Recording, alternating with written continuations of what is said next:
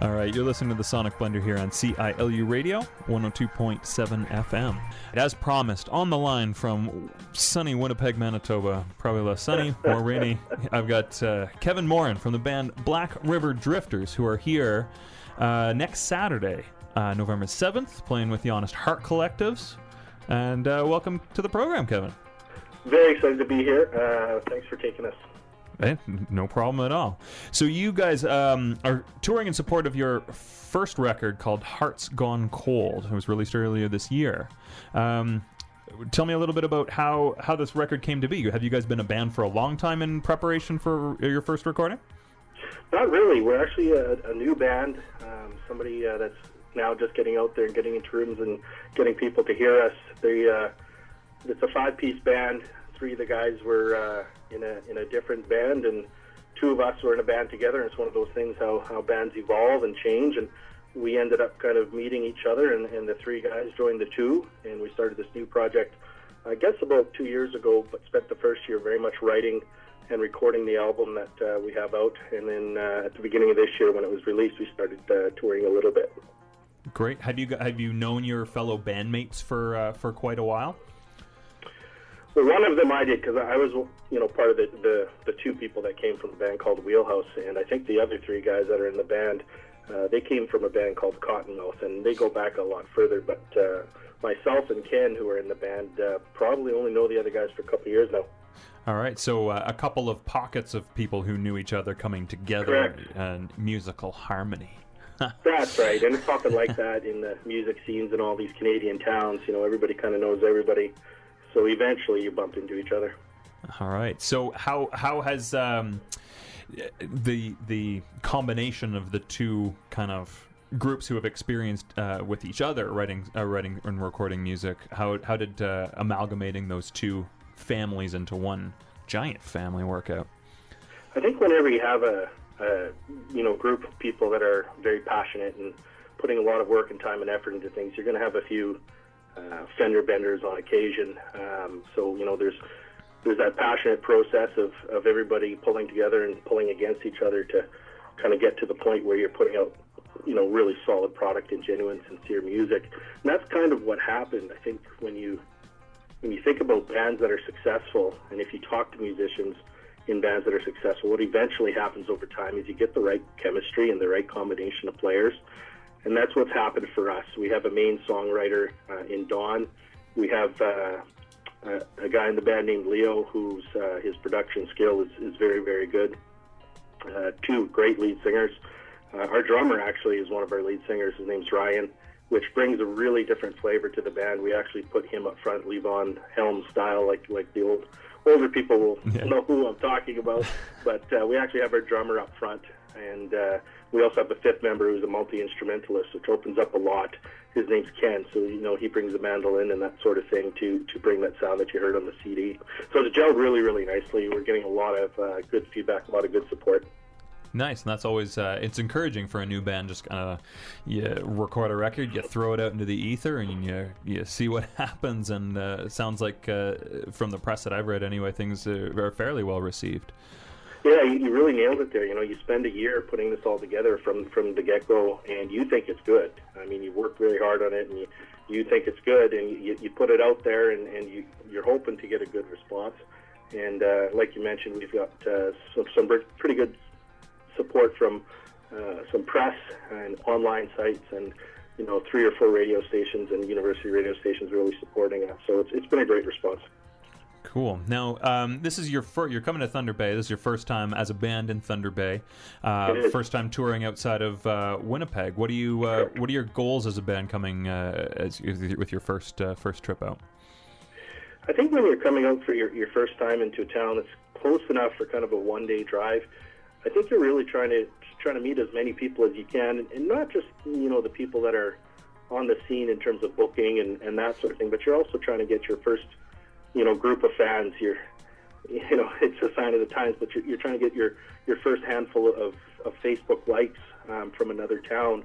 And I was at the Foundry a few weeks ago looking for places to play, and I saw a band called Union Duke play there, and they're out of Toronto, and it was a fantastic show. but I couldn't believe how early it was full and how crazy these people were going. And the band mentioned they had played a folk festival, I guess a little bit further north of you guys in Red Rock. Does that make sense? Yeah, north and east, about not quite an hour, yeah. They had played out there, I guess, the summer before. And sure enough, every time you go out there, you get another 10 or 20 people that hear you, and you earn fans the old-fashioned hard way, Yeah. Yeah, that's great. So just spreading the word as far and wide as you can.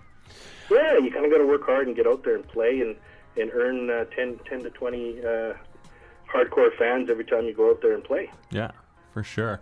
Now, you guys, in your song, your style is really focused on storytelling, which is kind of paramount to a lot of really good folky and that kind of roots country style of things. What kind of stories do you find you draw the most inspiration from?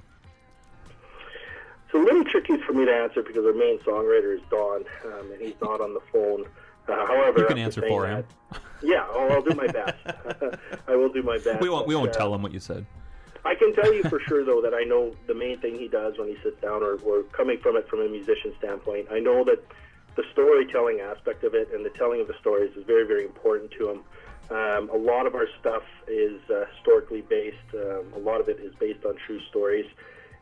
They're meticulously researched to get them correct, and he takes a lot of time to make sure that if somebody really sits and listens to the lyrics and listens to the story behind it, that they're going to enjoy it over and above it just being a song. He takes you on a bit of a journey, and it's kind of like sitting down and reading a book. We have heard that, and I think you even mentioned it, we have heard there's a bit of a darker side to our stuff. Which is good. I was thrilled to hear you're having a lightly themed Halloween show, because our single that got released with a video fits right in there perfectly. But I think you really nailed it by saying we're a storytelling band with that alt country kind of throwback feel to the outlaw country guys, where you're going to sit down and hear that story with a little bit of a darker side. Nice. So in a lot of not all dark. Not all dark. We have that one show tuney kind of song. There's different ones out there. So in a lot of the press, the word or the moniker, the term Americana gets tossed around quite a bit. How do you find that term kind of fits into the Canadian experience? Well, when you talk about Americana, you're talking about a roots-orientated sound that has elements of country and roots rock and folk and bluegrass and rhythm and blues and blues, but the sound is a step away from any one of those genres. And the other aspect of the Americana being the storytelling. So, I've said it's Canadiana, and I get a funny look. That's not even a thing, man. Yeah. But I think it's a storytelling nature, and it does work well. If you listen to the album we have, and we already have a second album pretty much written and ready to go. I think the difference between us and a lot of American bands is we do have different songs on the album that are kind of completely a different sound.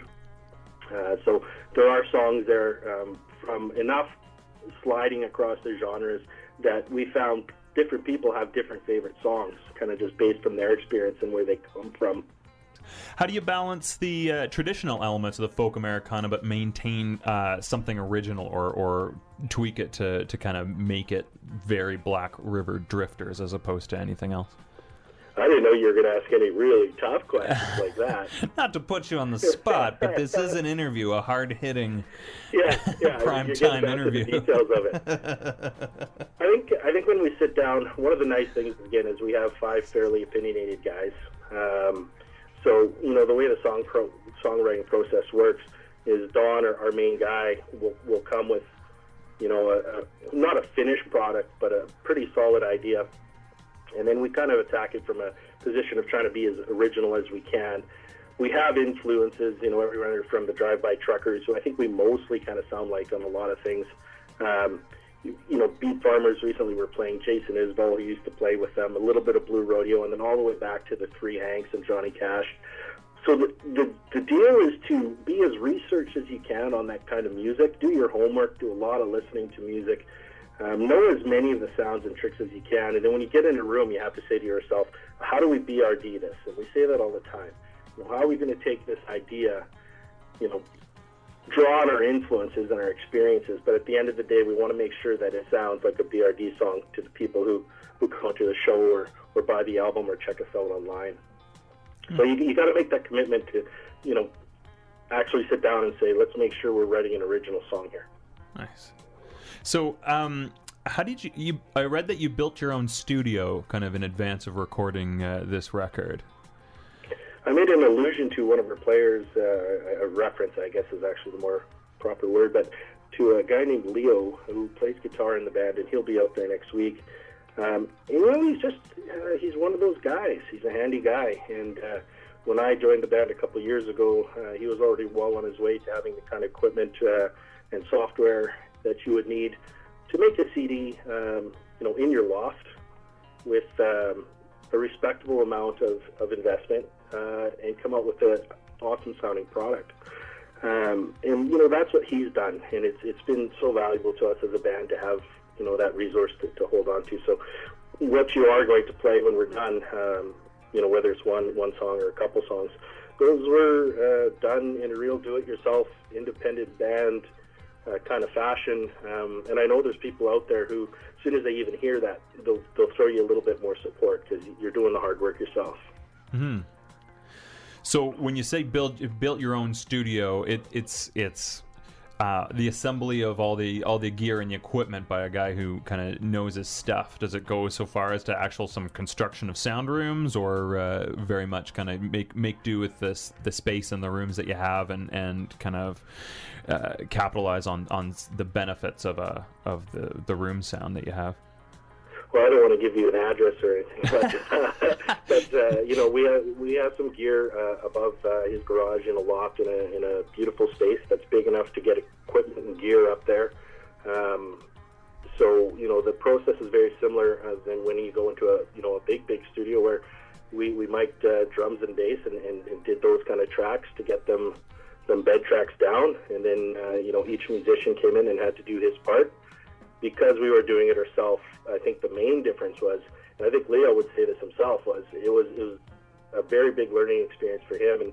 And as the tracks went on, we found we were getting better and better and better at getting them. And nice. So you don't want to picture a huge motherboard, huge studio that you would see on TV with the huge labels and that sort of thing. You want to picture a nice do-it-yourself space with all the gear and equipment where this sort of thing can be done. Nice. So what's your favorite thing about playing live? Oh, wow. That's a great question. I think when you spend this much time becoming an original band, I mean, we obviously flesh out our sets with good covers, but when the majority of your stuff is original music that you've written or helped write, helped produce, the five guys came together and put this together. The nicest thing about playing live is now you can deliver that, and you can see a great reaction.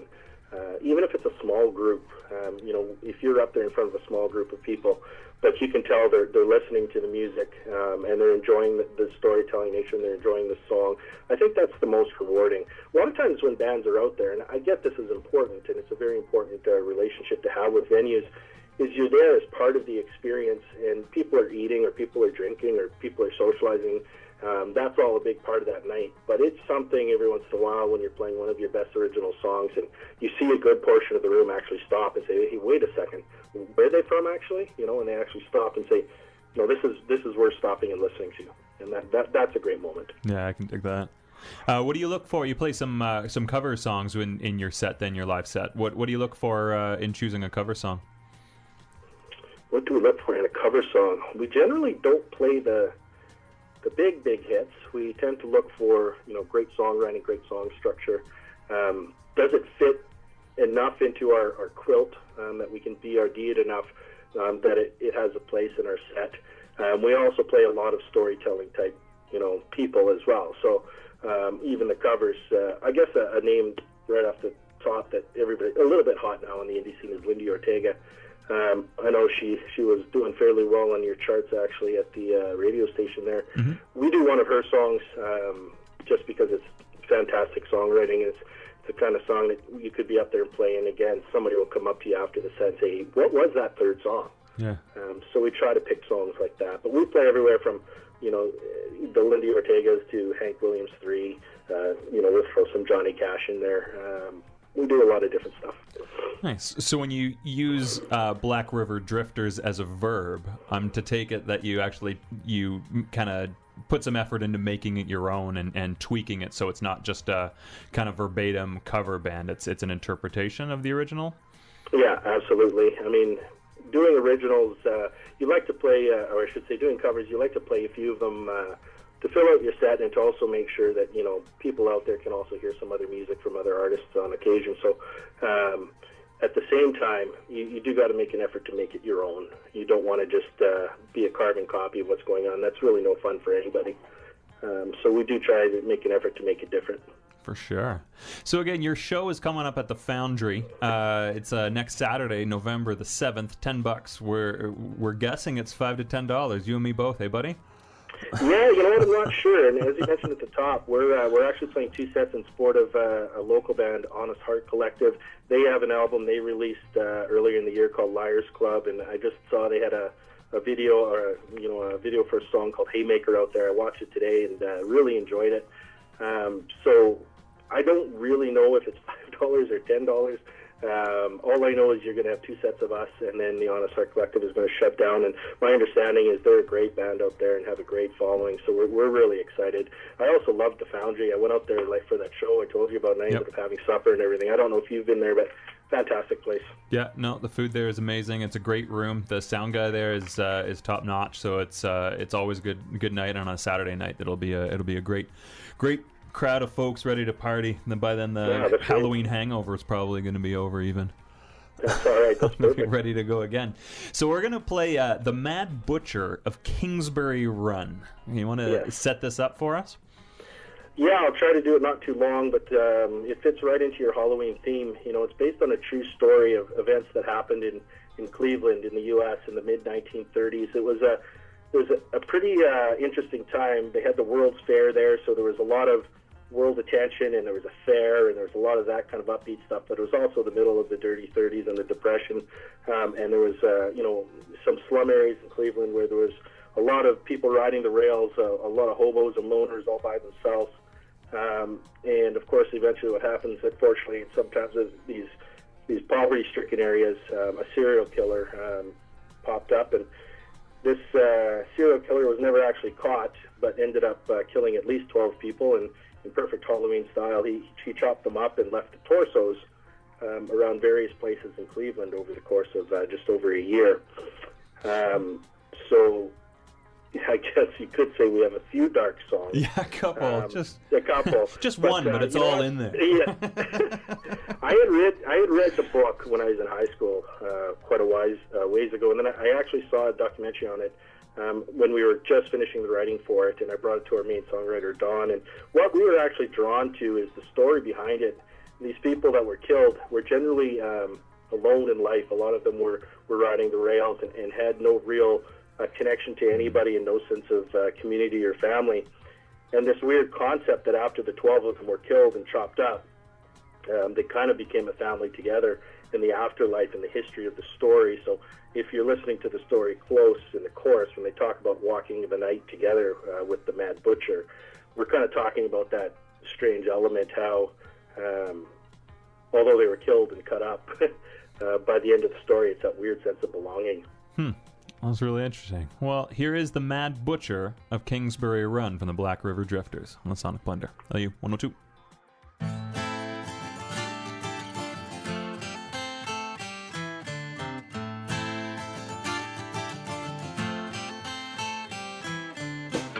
Welcome to Cleveland, sir, you must take in the park.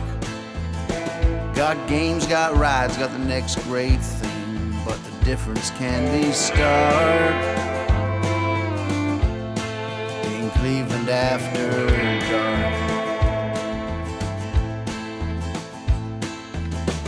On trains seeking work, the lonesome pilgrims come. Out of sight, out of mind, out of luck. Last stop, Kingsbury Run.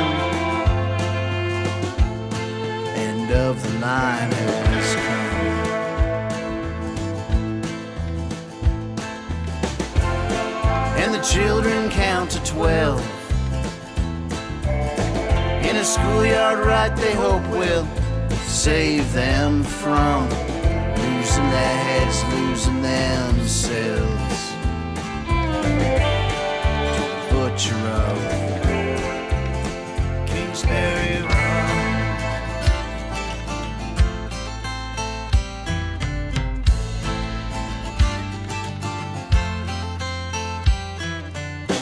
Down near East 49th and Praha Avenue, that's where the first of us were introduced to you. Victims 1 and 2.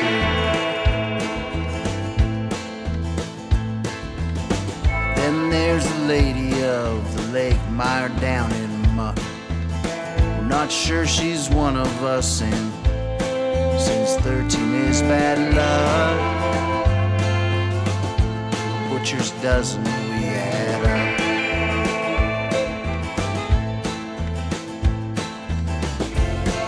And the children count to 12 in a schoolyard right they hope will save them from losing their heads, losing themselves. To the butcher of Kingsbury Run.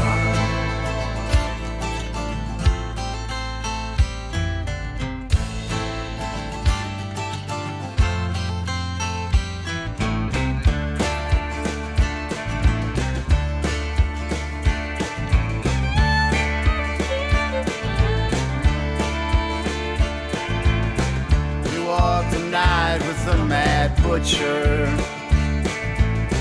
to the Cuyahoga flows our blood.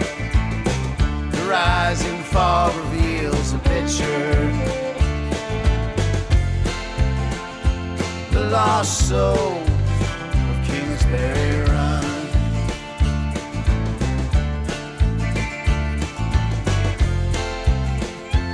The lost soul.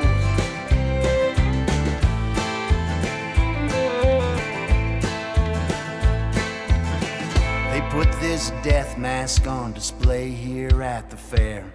It's a decent likeness, but that's not the way I like to part my hair. They sure caught my lifeless stare.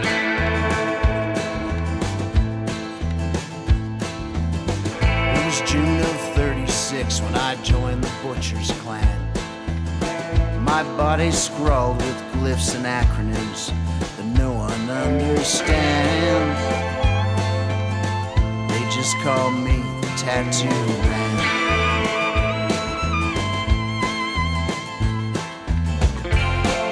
And the children count to 12 in a schoolyard right they hope will save them from losing their heads, losing themselves. To the butcher of